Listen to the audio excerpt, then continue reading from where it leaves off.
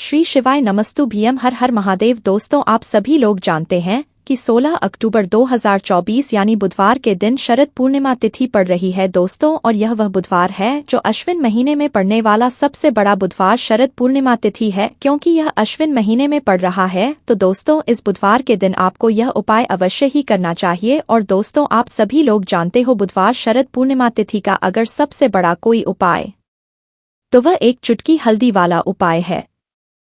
तो दोस्तों, इस बुधवार शरद पूर्णिमा तिथि के दिन आप लोगों को इस एक चुटकी हल्दी वाला उपाय को जरूर करना है।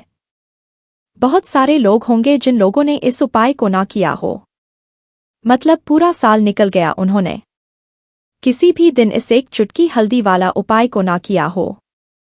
पर दोस्तों, आपके पास एक आखिरी मौका बचा हुआ है जो कि 16 अक्टूबर के दिन है। तो इस दिन आप लोगों को इस वाले उपाय को जरूर कर लेना, भले ही आपने पूरे साल भर इस उपाय को ना किया हो। पर अगर आपने इस अश्विन महीने की बुधवार शरद पूर्णिमा तिथि के दिन अगर इस वाले उपाय को कर लिया तो आपको इस उपाय को करने का वह फल मिलेगा जिसकी आपने कभी कल्पना भी नहीं करी होगी। इसीलिए आप लोग इस वाले उपाय को एक बार जरूर कर लेना ताकि आप लोगों के हाथ से यह मौका ना जा सके और आपको इस उपाय को करने का फल मिल सके। दोस्तों, यह उपाय पंडित जी ने अपनी शिव महापुराण की कथा में बताया है, जिस उपाय को आज हम आपको बहुत अच्छे से समझाने वाले हैं। इस वीडियो को देखने के बाद इस उपाय को समझने के लिए आपको कोई और वीडियो को देखने की जरूरत नहीं पड़ेगी।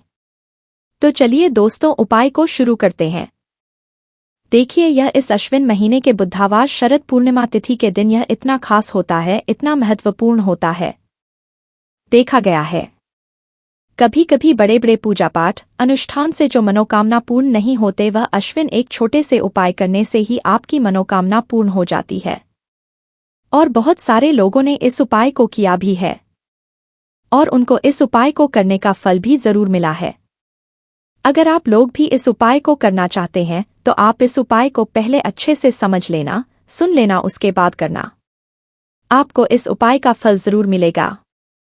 और इस उपाय को कर लेने से आपके घर में चाहे किसी भी प्रकार की दुख और समस्या क्यों ना चल रही हो, आपको उसका कारण भी नहीं है कि भाई यह समस्या किस कारण से चल रही है। उसका कुछ भी कारण हो सकता है, जैसे पितृदोष हो सकता है या किसी भी तरह का मंगल दोष भी हो सकता है। तो इस दिन आप लोगों को एक चुटकी हल्दी वाला उपाय कर लेना है। यह एक ऐसा उपाय है जिस उपाय को अगर किसी विशेष दिन पर किया जाए तो भाई उस विशेष दिन का जो है वह तो हमें मिलता ही मिलता है।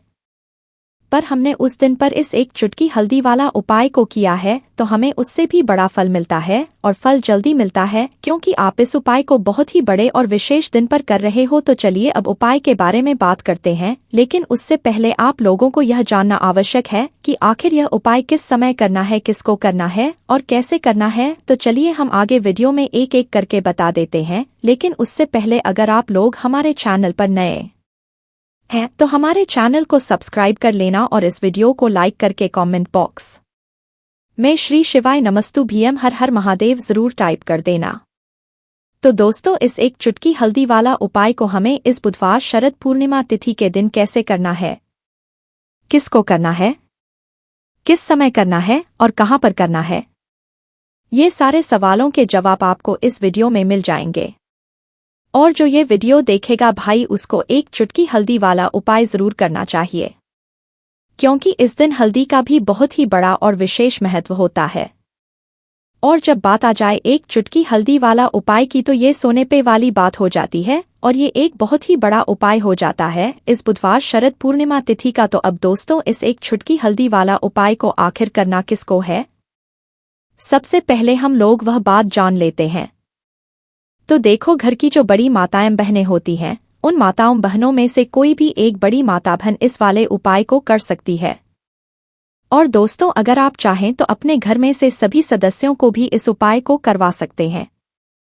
अगर किसी व्यक्ति की खुद की कोई मनोकामना है, खुद की कोई दुख और परेशानी है जो कि वह अपने लिए ही करना चाहता है इस वाले उपाय को, तो वह खुद अपने लिए भी कर सकता है। बाकी अगर कोई घर में से ऐसा है जो कि अपने पूरे घर परिवार की सुख और शांति के लिए यह वाला उपाय करना चाहता है तो भाई वह भी कर सकता है, उसमें भी कोई दिक्कत वाली बात नहीं है। कहने का मतलब यह है कि इस उपाय को हर एक सदस्य भी कर सकता है और पूरे घर परिवार के सदस्य के लिए घर की बड़ी माताओं बहनों में से कोई एक माता बहन भी कर सकती है। माताएं अगर घर में उपस्थित स्थित ना हो या वह यह वाला उपाय ना कर पा रही हो, तो फिर घर का कोई बड़ा सदस्य भी इस एक चुटकी हल्दी वाला उपाय को कर सकता है।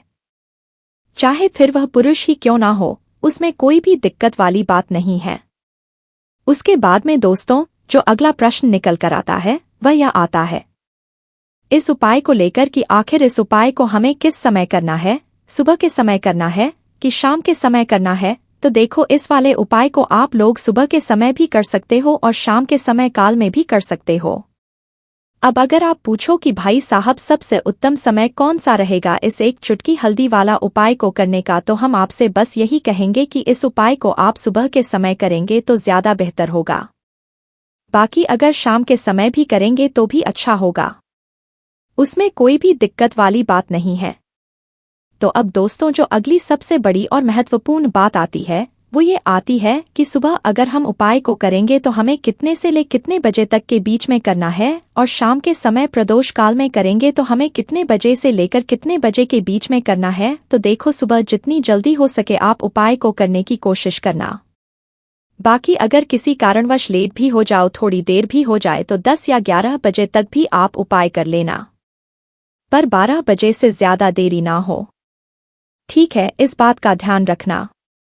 उसके बाद में दोस्तों अगर शाम के समय प्रदोष काल की बात करें, प्रदोष का जो समय होता है वो शाम के 6 बजे से शुरू हो जाता है। मतलब शाम के 6 बजे से लेकर 7 बजे के बीच का जो समय होता है ये समय प्रदोष काल का समय होता है। इस उपाय को 7 या 8 बजे के बीच में भी कर सकते हो। मतलब शाम के 6 बजे से रात 8 बजे के बीच में आप कभी भी इस वाले उपाय को कर सकते हो, उसमें कोई भी दिक्कत वाली बात नहीं है। परंतु 16 अक्टूबर बुधवार शरद पूर्णिमा तिथि के दिन कोशिश करना कि समय के अंतर्गत ही कर लो, किसी कारणवश ना कर पाओ तो थोड़ा देरी से सकते हो, आपको उपाय का फल जरूर मिलेगा। तो चलिए बात कर लेते हैं कि कौन कौन सी चीजें हैं जो आपको इस दिन बिल्कुल भी नहीं करनी चाहिए। देखिए, इस दिन आपको प्याज लहसुन का सेवन बिल्कुल नहीं करना चाहिए, क्योंकि शरद पूर्णिमा साल की सबसे बड़ी पूर्णिमा होती है। पहली चीज अब बात कर लेते हैं कौन कौन से कार्य है जो इस दिन आपको करने हैं। तो देखिए, इस दिन आपको अच्छे से पहले ही अपने घर में साफ सफाई कर लेनी है, क्योंकि इस दिन यानी कि शरद पूर्णिमा की जो रात होती है ये माँ लक्ष्मी के लिए बहुत उत्तम होती है, क्योंकि यही वो दिन है जब माँ लक्ष्मी समुद्र मंथन से प्रकट हुई थी, उनका आगमन हुआ था। इसीलिए शरद पूर्णिमा का बहुत महत्व होता है। बहुत ज्यादा पूजा पाठ इस दिन की जाती है। माँ लक्ष्मी को प्रसन्न करने के लिए बहुत से उपाय इस दिन किए जाते हैं, लेकिन बहुत कम लोग यह जानते हैं कि जैसे ही आप श्री हरि विष्णु को प्रसन्न करते हैं ना, माँ लक्ष्मी तो आपसे अपने आप प्रसन्न हो जाती है। और जो उपाय हम आपके लिए लेकर आए हैं, ऐसा समझ लीजिए कि यह एक आपके भाग्य को ऐसे चमकाए कि आपने कभी सोचा भी नहीं होगा। बस सच्ची श्रद्धा से, पूर्ण निष्ठा से आप एक बार इस बार शरद पूर्णिमा पर उपाय कर लीजिए, और फिर कुछ समय बाद ही अपने जीवन को आप देखेंगे ना पूरा जीवन आपका बदल जाएगा। जीवन के जो दुख है, कष्ट है, वो दूर हो जाएंगे। तो सबसे पहले तो अगर आपके घर में तुलसी जी का पौधा है तो बहुत उत्तम है। अगर तुलसी जी का पौधा आपके घर में नहीं है तो एक तुलसी जी का पौधा पूर्णिमा के दिन यानी शरद पूर्णिमा के दिन भी आप ला सकते हैं, वरना कार्तिक का महीना इस दिन से शुरू हो रहा है। कार्तिक का पूरा महीना श्री हरि विष्णु के पूजन के लिए बहुत ही उत्तम होता है। तो किसी भी दिन आप तुलसी जी का पौधा ले आए, वैसे तो इसी दिन ले आते तो बहुत ज्यादा उत्तम है, क्योंकि इस दिन आप लाते हैं तो उपाय आसानी से कर सकते हैं। अगर आपके घर में तुलसी जी का पौधा नहीं है तो मंदिर में जाकर भी यह उपाय आप कर सकते हैं, क्योंकि मंदिरों में तुलसी माता का पौधा होता ही है। तो देखिए, जी के पौधे से यह जुड़ा हुआ जो उपाय है, यह उपाय आपको कब करना है, तो सुबह के समय करना है, शाम के समय में आपको यह उपाय नहीं करना है। अब कौन कौन सी चीजें हैं जो आपको लेनी है, सबसे पहले इसके बारे में बात कर लेते हैं। तो देखिए, सबसे पहले तो आपको शुद्ध जल लेना है, स्नान आदि करेंगे। उसके बाद सबसे पहले शुद्ध जल लेंगे, उस जल में पिसी हुई हल्दी डालेंगे, हल्दी जो कि श्री हरि विष्णु को बहुत प्रिय है। थोड़ी सी हल्दी डालेंगे, कुछ मिश्री दाने इसी में डाल लेंगे, और यह जल आपको तुलसी जी के पौधे में लगाना है, तुलसी जी को अर्पित करना है। अगर यहाँ पर आपको दूध मिल जाता है, कच्चा गाय का कच्चा दूध, तो और भी ज्यादा उत्तम है। अगर गाय का कच्चा दूध मिल जाए तो गाय का कच्चा दूध ले, और कच्चा ही दूध आपको तुलसी जी के पौधे में अपने हाथ से चढ़ाना है। मतलब अपने हाथ में थोड़ा थोड़ा लेकर थोड़ा थोड़ा सा तुलसी जी की पौधे की जो जड़ है उसमें आपको डालना है। और जो भी अपने जीवन में आपको धन चाहिए, अधिक धन चाहिए, आपकी तिजोरी धन से भरी रहे, बैंक बैलेंस बढ़ता चला जाए, पीढ़ी दर जो आपका धन है वो बढ़ता चला जाए, या फिर कर्जे जैसी समस्याएं। बहुत सारे लोग हैं जो कर्ज ले लेते हैं, नहीं उतर पाता है, तो जो भी आपके दुख हैं, कष्ट है, सब आपको माँ तुलसी से कह देना है। और यह छोटा सा उपाय शरद पूर्णिमा के दिन सुबह के समय में आपको कर लेना है। शाम के समय में एक दीपक तुलसी जी के पौधे के पास लगा देना है। बस इतना सा उपाय है, करके देखिए और फिर चमत्कार देखिए। हमें आपसे कुछ कहने की जरूरत नहीं पड़ेगी, आप खुद इसके उपाय के जो लाभ है वो देखेंगे, चमत्कार देखेंगे, और देखेंगे कि जब श्री हरि विष्णु अपनी कृपा किसी पर करते हैं, ना माँ तुलसी जब किसी से प्रसन्न हो जाती है, तो कैसे घर में धन आता है, कैसे धन की वर्षा होती है, और इतना पैसा इतना धन आपको मिलता है ना कि संभालना मुश्किल हो जाता है।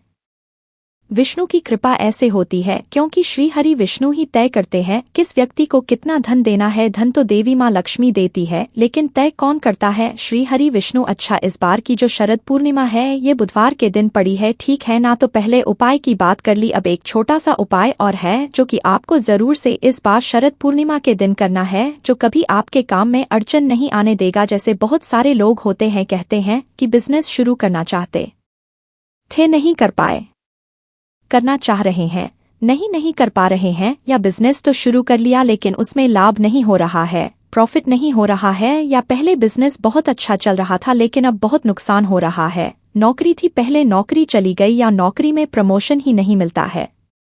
हमसे पीछे वाले लोग जो थे वो भी आगे जा चुके हैं और हम एक ही जगह अटक गए हैं। बहुत बार ऐसा जीव समय आ जाता है कि ऐसा लगता है कोई काम बनता नहीं है और बनते हुए काम भी बिगड़ जाते हैं, है ना? तो आपको भी ऐसा लग रहा है तो आप भगवान गणेश की शरण में जाइए। अब देखिए, शरद पूर्णिमा जो आई है इस बार बुधवार के दिन आई है, और बुधवार का दिन गणपति का होता है। एक छोटा सा उपाय इस दिन कर लेते हैं तो कभी किसी कार्य में अड़चन नहीं आएगी, क्योंकि भगवान गणेश का नाम ही है विघ्नहर्ता। गणेशा आपके जितने भी विघ्न है कार्यों के सभी को दूर कर देंगे। करना क्या है, एक पान का पत्ता लेना है, उसके ऊपर आपको घी और कुमकुम यानी कि कुमकुम रोली जो होती है उसके अंदर आपको थोड़ा सा घी डालना है, थोड़ा थोड़ा सा गाढ़ा, उसे घोल लेंगे।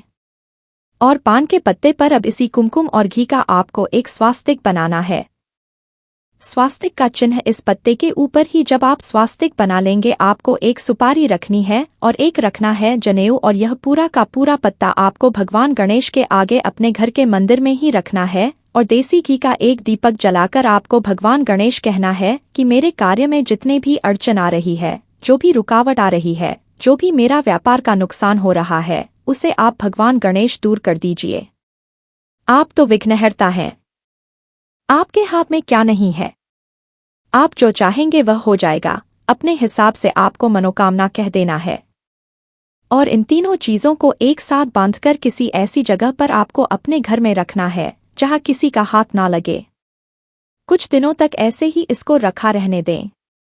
थोड़े दिन के अंदर ही देखिएगा कि आपका जो भी काम बिगड़ रहा था, अड़चन आ रही थी, या व्यापार नहीं चल रहा था, काम में नुकसान हो रहा था, नौकरी नहीं मिल रही थी, सब कुछ भगवान गणपति ठीक कर देंगे।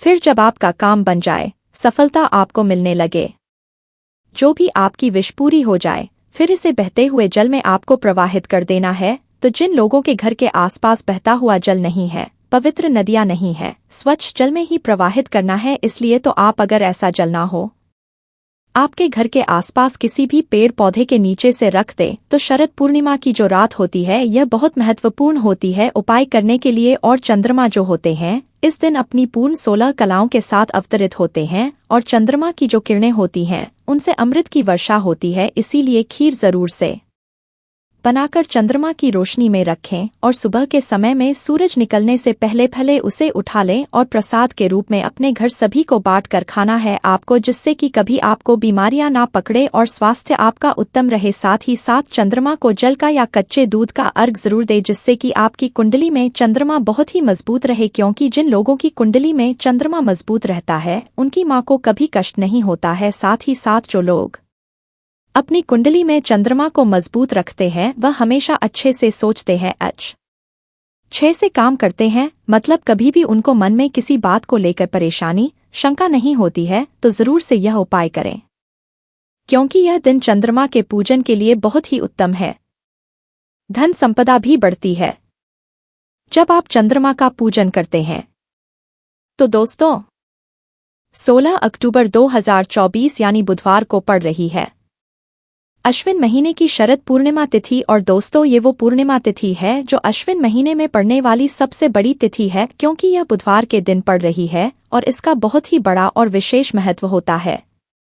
पूज्य गुरुजी ने कहा है कि अगर कभी भी मौका लग जाए और अश्विन महीने की शरद पूर्णिमा तिथि यानी बुधवार को पड़ जाए तो आप लोगों को 11 चावल के दाने का उपाय तो अवश्य ही करना। इन दोनों का सहयोग बहुत कम आता है। और इसी के साथ में गुरुजी ने अपनी शिव पुराण कथा में बताया है कि इस दिन आपको 11 चावल दाने का उपाय तो आपको अवश्य ही करना चाहिए, क्योंकि ऐसा दिन पूरे साल में सिर्फ एक ही बार आता है। और दोस्तों आप सभी लोग जानते हो कि शरद पूर्णिमा का अगर सबसे बड़ा कोई उपाय है तो वो 11 चावल के दाने वाला उपाय है। तो दोस्तों इस पूर्णिमा के दिन आप लोगों को इस 11 चावल के दाने वाले उपाय को जरूर करना है। बहुत सारे लोग हो जिन लोगों ने इस उपाय को ना किया हो, मतलब पूरा साल निकल गया उन्होंने किसी भी दिन इस 11 चावल के दाने वाले उपाय को ना किया हो, पर दोस्तों आपके पास एक आखिरी मौका बचा हुआ है जो कि 16 अक्टूबर के दिन है। तो इस दिन आप लोगों को इस वाले उपाय को जरूर कर लेना है। भले ही आपने पूरे महीने भर इस उपाय को ना किया हो, पर अगर आपने इस अश्विन महीने के पूर्णिमा के दिन अगर इस वाले उपाय को कर लिए तो आपको इस उपाय को करने का वो फल मिलेगा जिसकी आपने कभी कल्पना भी नहीं करी होगी।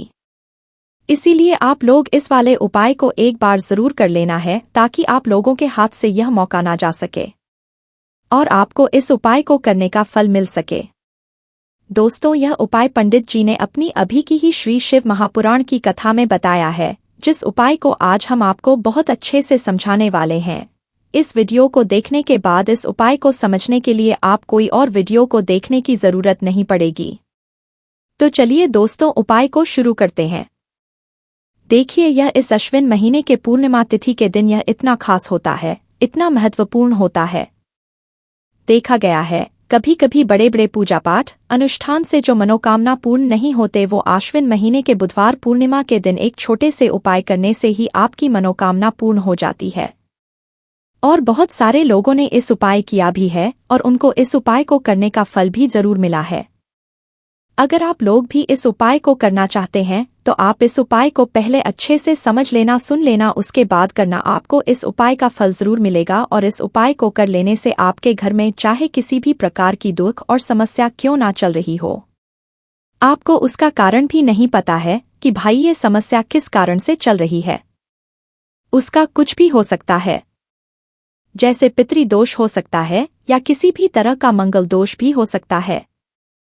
तो इस दिन आप लोगों को यह वाला उपाय कर लेना है। यह एक ऐसा उपाय है जिस उपाय को अगर किसी विशेष दिन पर किया जाए तो भाई उस विशेष दिन का जो है वह तो हमें मिलता ही मिलता है, पर हमने उस दिन पर इस उपाय को किया है तो हमें उससे भी बड़ा फल मिलता है और फल बहुत जल्दी मिलता है, क्योंकि आप इस उपाय को बहुत ही बड़े विशेष दिन पर कर रहे हो। तो चलिए अब उपाय के बारे में बात करते हैं, लेकिन उससे पहले आप लोगों को यह जानना आवश्यक है कि आखिर यह उपाय किस समय करना है, किसको करना है और कैसे करना है। तो चलिए हम आगे आपको वीडियो में एक एक करके बता देते हैं। लेकिन उससे पहले अगर आप लोग हमारे चैनल पर पहली बार आए हैं या फिर मेरी आवाज़ आज पहली बार सुन रहे हैं तो हमारे चैनल को सब्सक्राइब जरूर कर लेना और इस वीडियो को लाइक करके कॉमेंट बॉक्स में श्री शिवाय नमस्तुभ्यम हर हर महादेव जरूर टाइप कर देना। तो दोस्तों इस 11 चावल के दाने वाले उपाय को हमें इस पूर्णिमा के दिन कैसे करना है, किसको करना है, किस समय करना है और कहाँ पर करना है, ये सारे सवालों के जवाब आपको इस वीडियो में मिल जाएंगे। और जो ये वीडियो देखेगा भाई उसको 11 चावल के दाने वाला उपाय जरूर करना चाहिए, क्योंकि इस दिन एक चावल के दाने का भी बहुत ही बड़ा और विशेष महत्व होता है। और जब बात आ जाए 11 के दाने की तो ये सोने पे सुहागा वाली बात हो जाती है और ये एक बहुत ही बड़ा उपाय हो जाता है इस शरद पूर्णिमा का। तो अब दोस्तों इस 11 चावल के दाने वाले उपाय को आखिर करना किसको है, सबसे पहले हम लोग वो बात जान लेते हैं। तो देखो घर की जो बड़ी माताएं बहनें होती हैं, उन माताओं बहनों में से कोई भी एक बड़ी माता बहन इस वाले उपाय को कर सकती है। और दोस्तों अगर आप चाहें तो अपने घर में से सभी सदस्यों को भी इसको करवा सकते हैं। अगर किसी व्यक्ति की खुद की कोई मनोकामना है खुद की कोई दुख और परेशानी है जो कि वह अपने लिए ही करना चाहता है, इस वाले उपाय को तो वह खुद अपने लिए भी कर सकता है। बाकी अगर कोई घर में से ऐसा है जो कि अपने पूरे घर परिवार की सुख और शांति के लिए ये वाला उपाय करना चाहता है, तो भाई वह भी कर सकता है, उसमें भी कोई दिक्कत वाली बात नहीं है। कहने का मतलब यह है कि इस उपाय को एक सदस्य भी कर सकता है और पूरे घर परिवार के सदस्य के लिए घर की बड़ी माताओं बहनों में से कोई एक माता बहन भी कर सकती है। माताएं बहनें अगर घर में उपस्थित ना हो या वो यह वाला उपाय ना कर पा रही हो तो फिर घर का कोई बड़ा सदस्य भी इस 11 चावल के दाने वाले उपाय को कर सकता है, चाहे फिर वह पुरुष ही क्यों ना हो, उसमें कोई भी दिक्कत वाली बात नहीं है। अब दोस्तों, इस 11 चावल के दाने वाले उपाय को हमें करना कहाँ पर है? हमें इसे शिवजी के मंदिर में जाकर करना है। बहुत सारे लोग प्रश्न करते हैं, एक उपाय को करते समय क्या हम इस उपाय को घर पर कर सकते हैं? तो इस वाले उपाय को आप घर पर नहीं कर सकते हो। इस वाले उपाय को करने के लिए आपको शिवजी के मंदिर ही जाना पड़ेगा। उसके बाद में दोस्तों जो अगला प्रश्न निकल कर आता है वो यह आता है इस उपाय को लेकर कि आखिर इस उपाय को हमें किस समय करना है, सुबह के समय करना है कि शाम के समय करना है? तो देखो, इस वाले उपाय को आप लोग सुबह के समय भी कर सकते हो और शाम के समय प्रदोष काल में भी कर हो। अब अगर आप पूछो कि भाई सबसे उत्तम समय कौन सा रहेगा इस 11 चावल के दाने वाले उपाय को करने का, तो हम आपसे बस यही कहेंगे कि इस उपाय को आप सुबह के समय करेंगे तो ज्यादा बेहतर होगा। बाकी अगर प्रदोष काल शाम के समय भी करेंगे तो भी अच्छा होगा, उसमें कोई भी दिक्कत वाली बात नहीं है।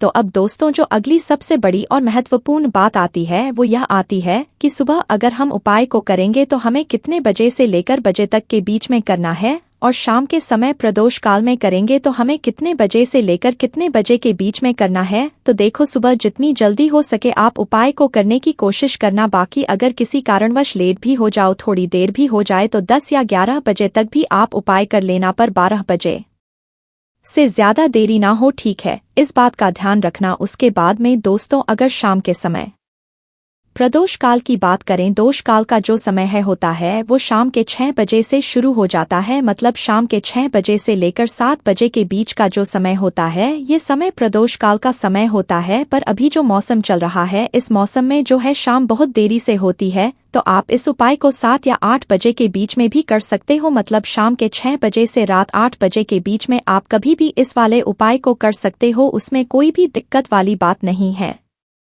अब दोस्तों यहाँ पर इस उपाय को लेकर एक और सबसे बड़ी बात ये निकल आती है कि इस 11 चावल के दानों को हमें लेना कहाँ से होता है और हमें इस उपाय को करने के साथ में क्या और कुछ भी सामग्री ऐसी होती है जो शिवजी के मंदिर लेकर जानी है। तो देखो, यहाँ पर हम आपको बता दें, सबसे पहले आप लोग ये जान लो कि ये जो 11 चावल के दाने वाला उपाय है, सिर्फ और सिर्फ आप उपाय की सामग्री लेकर कभी भी शिवाजी के मंदिर मत जाना, क्योंकि हमें भगवान के सामने यह नहीं दर्शाना कि अगर हम भगवान शिव जी के मंदिर आए हैं तो अपने फायदे के लिए आए हैं। तो इसलिए जो भी पूजन सामग्री है, उपाय सामग्री है 11 चावल के दाने, इसके साथ में आपको पूजन सामग्री भी जरूर लेकर जाना है। देखो, अगर सुबह के समय उपाय कर रहे हो तो सीधी सी बात है, 1 लोटा जल तो आप लेकर जाओगे ही जाओगे। वही 1 लोटा जल अगर मिट्टी का जल हो तो बहुत अच्छा रहेगा। मिट्टी का जल कैसे बनाया जाता है, इसके लिए हमने पहले से बहुत सारी वीडियोज बना दी है। आपके पास इस दिन एक आखिरी मौका रहेगा मिट्टी का जल शिव जी पर चढ़ाने का और उपाय को करने का बहुत बड़ा आपको इस दिन फल मिलेगा। तो इसलिए इस दिन हो सके तो भाई मिट्टी का जल चढ़ाना तो अपने साथ में कम से कम 1 लोटा जल तो आपको लेकर जाना ही जाना है। अगर मिट्टी का जल नहीं है तो घर का जल भी आप इस्तेमाल कर सकते हो। इसके अलावा जो भी पूजन सामग्री है, देखो 11 चावल के दाने ये अलग आपके रहेंगे और जो आप पूजन सामग्री रहेगी वो अलग रहेगी। पूजन सामग्री में आप जो भी चीज लेकर जाना चाहे वो लेकर जा सकते हैं, उसमें कोई भी दिक्कत वाली बात नहीं है। वही अगर हम बात करें शाम के समय की, तो शाम के समय शिवाजी पर जल नहीं चढ़ता है, इसीलिए शाम के समय आप लोग एक दीपक तैयार कर ले जो कि गोलबत्ती का, आटे का, शुद्ध देसी गाय का घी का होगा, है ना? इस बात का आप लोगों को ध्यान रखना है और इस दीपक को आपको घर से जलाकर नहीं लेकर जाना है, भगवान जी के मंदिर में जाकर ही जलाना है। इस बात का भी आप लोगों को ध्यान रखना है। अब दोस्तों यहाँ पर हमें इस बात को समझना है कि यह 11 चावल के दाने हमें लेना कहाँ से है। क्या हमें दुकान से लेकर आना है या हमें अपने घर से लेना है या कहाँ से लेकर आना है और कौन से चावल लेना है, क्योंकि चावल भी बहुत प्रकार के होते हैं। तो देखो, इन सभी सवालों के जवाब आप लोग एक बात में सुन लो कि भाई ये जो उपाय है, इस उपाय में आपको ये नहीं देखना है कि भाई कौन से चावल है कौन से चावल नहीं है। बस जो भी चावल ले रहे हो वो चावल का दान सबूत होना चाहिए, मतलब साबुत होना चाहिए, टूटा हुआ नहीं होना चाहिए, कटा पिटा नहीं होना चाहिए। ये बात आपको ध्यान रखना है। बाकी आपका चावल बासमती हो या सादा चावल हो या कोई सा भी चावल हो, उसमें कोई भी दिक्कत वाली बात नहीं है। तो सीधी सी बात है कि आपके घर के रसोई घर में जहां पर आप भोजन बनाते हो वहां पर जो भी चावल आपके उपस्थित हो, उन चावलों में से अपनी एक कटोरी भर लेना या एक मुट्ठी चावल अलग से निकाल रख लेना, क्योंकि हम 11 चावल ही यहाँ पर इस उपाय में लेने वाले हैं। तो हमें यह चावल के दाने गिनकर निकालने पर डटेंगे। इस बात का आप लोगों को ध्यान रखना है। तो अपने उस चावल की कटोरी में से या चावल में से 11 ऐसे चावल के दाने आप लोग निकाल लो जो कि टूटे हुए ना हो, कटे पिटे ना हो, जिनमें कोई दाग ना लगा हुआ हो, है ना। अच्छे साबुत चावल के दाने 11 दाने आप लोग निकाल कर रख लो और इन्हें किसी भी एक कागज की पुड़िया में या किसी छोटी सी कटोरी में आप लोग रख लो ताकि यह सुरक्षित रहे।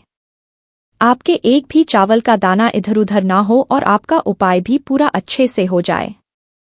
तो भाई जैसे ही आपका उपाय की जो सामग्री है 11 चावल के दाने ये तैयार हो जाते हैं, उसके बाद में आपको जो भी अपनी पूजन सामग्री है सुबह के समय कर रहे हो, तो 1 लोटा जल या पूजन सामग्री जो लेकर जाना चाहो उसकी भी तैयारी कर लेना। और शाम के समय जा रहे हो तो भाई अपना जो दीपक है उसे तैयार कर लेना, ठीक है। और उपाय को करते समय शुद्धता का विशेष रूप से ध्यान रखना, ठीक है। सुबह सुबह स्नान करने के बाद ही उपाय को करने की आप लोग तैयारी करना। उसके बाद अगर शाम के समय की बात करें तो शाम के समय आपको स्नान करने की जरूरत नहीं है, पर शुद्धता का ध्यान रखना है। आपको स्नान तो नहीं करेंगे, आप हाथ मुंह धोकर भी इस वाले उपाय को शाम के समय प्रदोष काल में कर सकते हैं। इसमें कोई वाली बात नहीं है। तो आप अपने उपाय की पूरी सामग्री तैयार करके आपके पास ही में जो आपका शिव मंदिर हो वहां पर पहुंच जाइए। सबसे पहले शिव मंदिर में जाकर आप लोगों को उपाय नहीं करना है, पहले भगवान के दर्शन करना है, भगवान से आशीर्वाद प्राप्त करना है, फिर शिव जी की शिवलिंग के पास में आना है। शिवलिंग के पास में आने के बाद आप जो पूजन सामग्री लेकर आए हुए हैं, जैसे कि सुबह गए हुए होंगे तो 1 लोटा जल और जो भी पूजन लेकर आए हैं आप उनसे भगवान शिव जी की पूजन कीजिए। सबसे पहले तो 1 लोटा जल ही चढ़ेगा, उसके बाद में आपकी पूजन सामग्री चढ़ेगी। उसके बाद में अगर दोस्तों शाम के समय अगर आप इस उपाय को कर रहे हो तो अपने साथ में कम से कम एक जो दीपक है गोल बाती का जो आप अपने साथ में लेकर गए हो, उस दीपक को मंदिर में जाकर अपनी माचिस से जलाना है और उस दीपक को शिवलिंग के पास में रखना है, ठीक है। इस दीपक को के बाद ही आप लोगों को अपना ये वाला उपाय शुरू करना है। और दीपक को ज्यादा पास में मत रखना, वैसे भी गर्मी पड़ रही है, भगवान शिवजी को आंच नहीं लगनी चाहिए है ना। तो भाई जैसे ही आपकी पूजा अर्चना हो जाती है, आप भगवान शिवजी को प्रसन्न कर लेते हैं, उसके बाद में शिवलिंग के पास ही में आप कहीं पर बैठ जाइए, सामने या आसपास जिस जगह पर आपको बैठना हो वहां पर बैठ जाइए और अपने वह 11 चावल के दाने अपने सामने निकाल कर रख लीजिए, क्योंकि अब यहाँ पर करने की आपको तैयारी करना है। और इस तरीके से जब आप उपाय करेंगे, पूजन सामग्री करने के बाद, पूजन अर्चना करने के बाद, तो आपको उपाय का फल बहुत जल्दी और बहुत बढ़ा होकर मिलेगा। तो अपने 11 चावल के दाने अपने सामने निकाल कर रख लेना। और यह जो उपाय है यह आपकी सीधे हाथ की हथेली से होगा, इसलिए इस बात का भी विशेष रूप से ध्यान रखना है। तो सीधे हाथ की हथेली का प्रयोग करके ही आप लोग अपना इस वाले उपाय को करना। अपने सामने जो भी आपकी कागज की पुड्डिया है उसको रख लो, या कटोरी है तो भाई उसे अपने सामने रख लो और अपने वह 11 चावल के दाने निकाल लो, ठीक है। उसके बाद में दोस्तों अब आपको क्या करना है कि शिवलिंग आपके सामने होगी, तो आपने वह 11 चावल के दाने एक एक करके आपको शिवजी के शिवलिंग के ऊपर चढ़ाना है। कहाँ पर चढ़ाना है? शिवलिंग के ऊपर चढ़ाना है और कहीं पर भी नहीं चढ़ाना है। आपको अपने हथेली से शिवलिंग के ऊपर चढ़ना है, भले ही फिर वह अपने आप जलाधारी पर गिर जाए या मतलब वहीं पर गिर जाए उसमें कोई दिक्कत वाली बात नहीं है, पर आप चढ़ाओ शिवलिंग के ऊपर ही। तो आपको क्या करना है, अपना पहला चावल दाना उठाना है, श्री शिवाय नमस्तुभ्यम बोलना है और शिवलिंग पर चढ़ा देना है। इसी तरीके से दूसरा चावल का दाना उठा है, शिवलिंग पर चढ़ाना है और मंत्र बोल देना है, और फिर तीसरा चावल का दाना उठाना है, श्री शिवाय नमस्तुभ्यम बोलना है और चढ़ा देना है। इसी प्रकार से आपको पूरे 11 चावल के दाने एक एक करके शिवजी के शिवलिंग के ऊपर चढ़ाना है और भगवान से प्रार्थना करते जाना है। मतलब प्रार्थना तो आपको आखिरी में करना है, पर हर एक के दाने को चढ़ाते समय श्री शिवाय नमस्तुभ्यम जरूर बोलना है।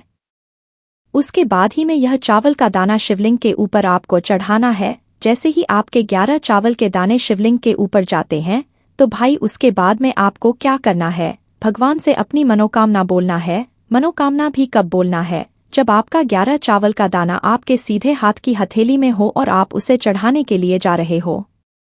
श्री शिवाय नमस्तुभ्यम बोलकर उस आखिरी चावल को शिवलिंग के ऊपर चढ़ा देना और भगवान से फिर अपनी वह मनोकामना बोल देना जिस मनोकामना के लिए आप लोग अपना यह वाला उपाय कर रहे हो। जिस भी दुख और परेशानी के लिए आप लोग अपना यह वाला उपाय कर रहे हो, उसके बाद में जैसे ही आप अपनी मनोकामना बोल देते हो आपका यह वाला उपाय पूरा हो जाता है।